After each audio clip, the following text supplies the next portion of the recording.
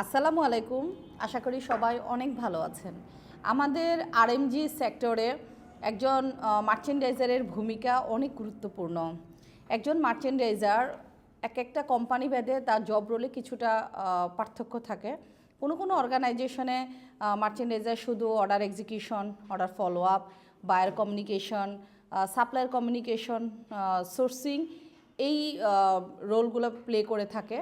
আবার অনেক অর্গানাইজেশনে একজন মার্চেন্ডাইজার সে ডেভেলপমেন্ট থেকে শুরু করে বাইরের কমিউনিকেশন, অর্ডারের price negotiation, order follow up এবং অনেক ধরনের কাজে আসলে ইনভলভ হয়ে থাকে।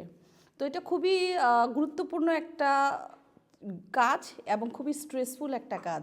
যারা মার্চেন্ডাইজিংয়ে আছেন, একসময় আমরাও ছিলাম, আমরা জানি যে আমাদের পার্সোনাল লাইফ এবং প্রফেশনাল লাইফ ব্যালেন্স করে কাজটা করতে হয়েছে। একজন মার্চেন্ডাইজারের কাজ শুধু সকাল 9টা থেকে 6টা পর্যন্ত না।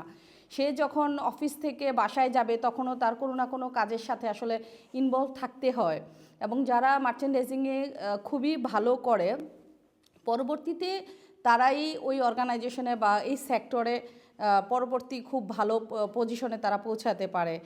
একজন মার্চেন্ডাইজারই পরবর্তীতে যে টিম লিডার বা বিজনেস ম্যানেজার, ইভেন সিও পর্যন্ত যেতে পারে। কেউ কেউ আবার এন্টারপ্রেনিয়রশিপে চলে যায়। তো তাদের কাজটাকে সহজ করার জন্য, তাদের ক্যারিয়ার পার্টটাকে ভালো করার জন্য তাদের যে লিডার থাকে বা লাইন ম্যানেজার থাকে বা মেন্টর থাকে, তাদের ভূমিকা অনেক গুরুত্বপূর্ণ।